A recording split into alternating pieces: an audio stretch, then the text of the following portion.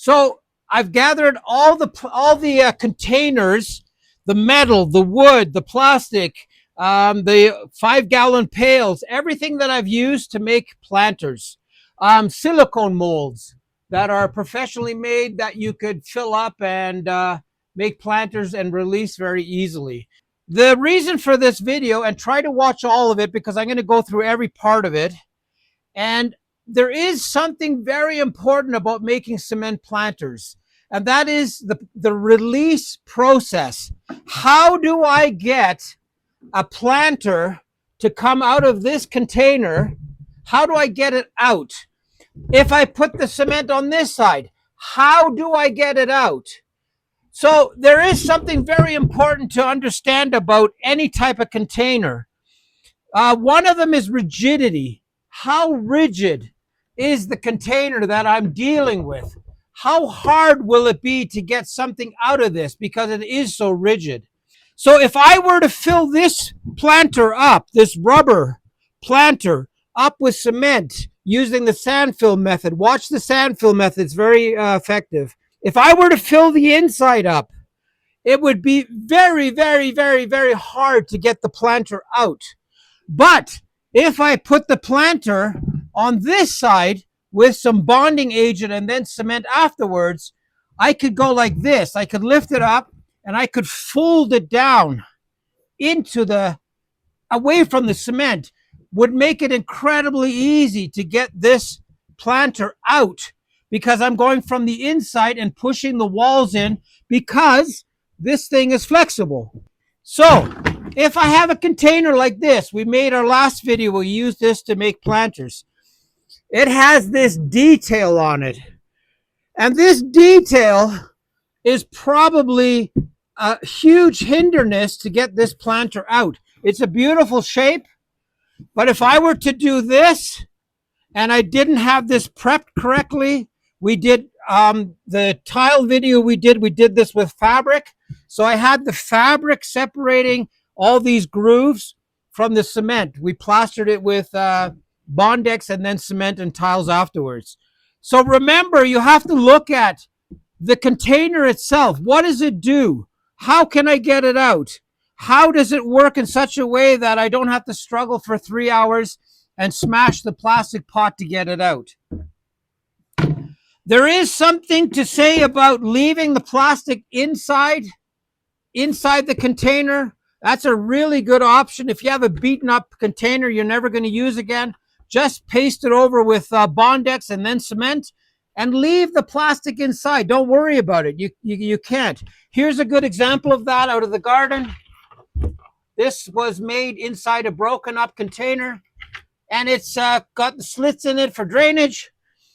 And we ignored it. It's done. That's how you do. You don't worry about getting the planter out, the plastic out. Now, surfaces.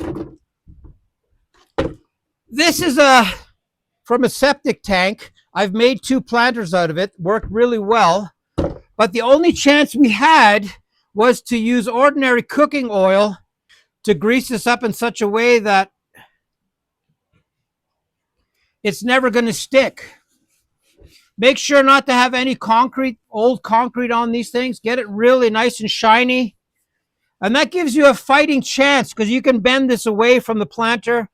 That will at a minimum give you a fighting chance to get the cement and the planter separate and the plastic separated.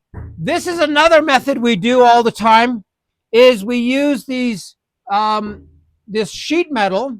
We send this in to get it turned. So for $20, we get this turned into a circle.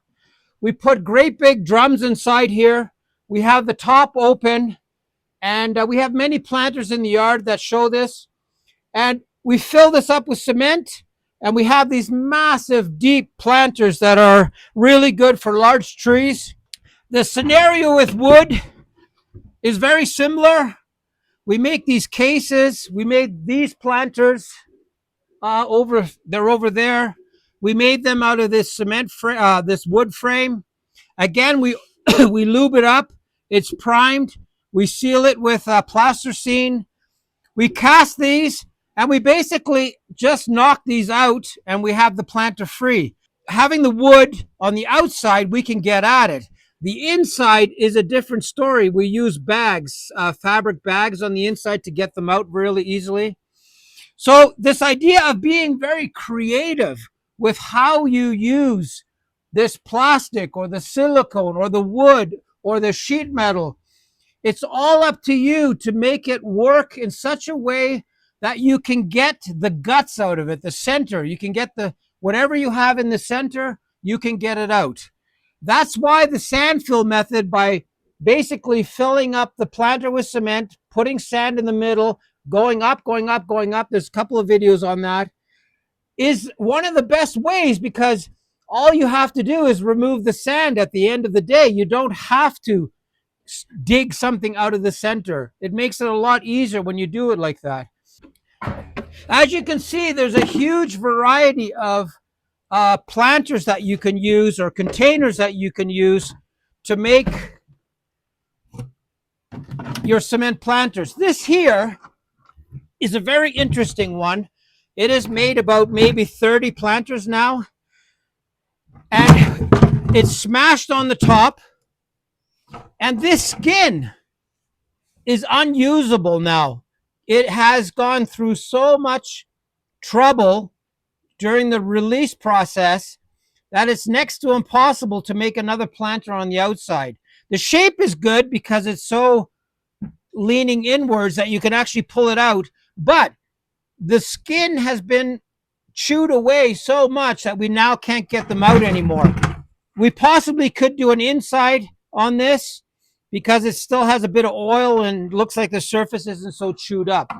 So be cautious about, at one point, your planters or your containers are going to be so worn out that you can't use them anymore. And they will break and they will lose their skin. It's very complicated sometimes to get more than 50 50 planters out of one of these containers. Now, there's a huge new movement for these huge recycled planters. They're very good because they're super strong. And if you oil this up, they become very slippery. What I like to do a lot of times is I'll put air valves inside the bottom when I'm making these guys. And the air valve, I just push it and it'll release the planter out of the container so you can actually get it out. Yeah, I want to talk about slopes. So we're very fortunate that these companies that make these big containers, they have the same issue we have when we make our cement planters. They have to get this out of an injection mold. So basically, look for the angles on this. Two things I want you to look for. Look for the angle being as steep as it can be. This is a really good example. There's like 4 inches down there. Here it's more like 2 inches.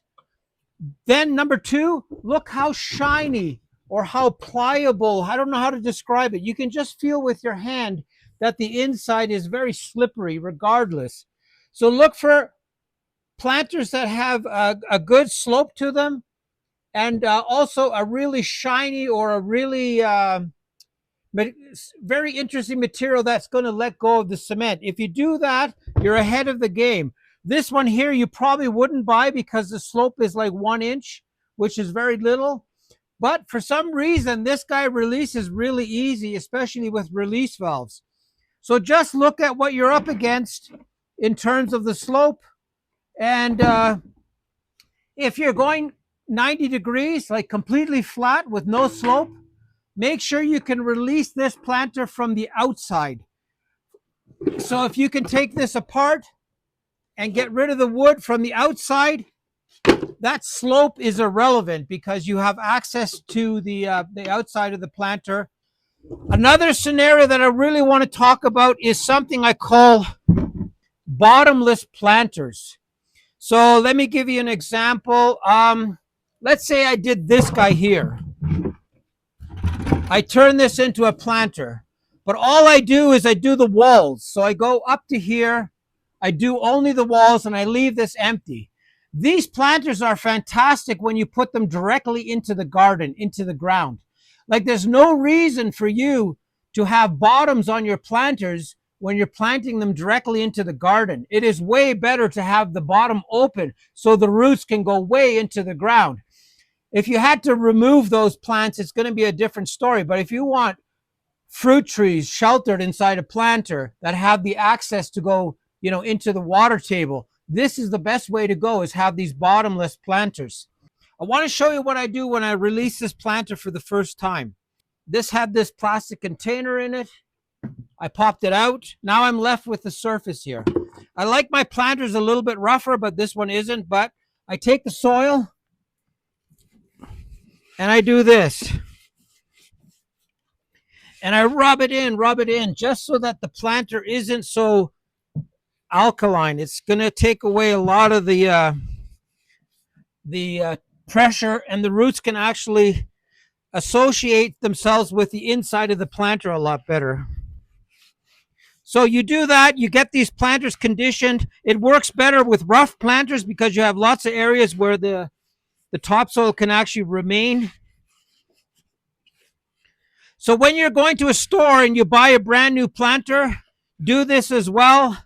Neutralize the cement by getting this covered with this topsoil, and it makes a big difference for the plants because they feel comfortable right away, because this will actually go into the material. So that's the prep I do. So make up your decision if you're going to have bottomless planters or planters with bottoms. Neutralize the cement with good topsoil and plant them up. Now, the idea of rocks on the bottom, there's been lots of universities that have done studies on it, and all of them say that it's nonsense. Don't put rocks on the bottom. Basically, fill up your whole container with topsoil, and that'll allow you to have a better root growth, have some good drainage holes. I like to put slits in instead of holes. The slits have a bigger surface, and it works a lot nicer. So this is just a rundown on the planters that we make, the containers we use to make them, the little bit of tidbits to help you not get things stuck inside your cement. And I hope that helped.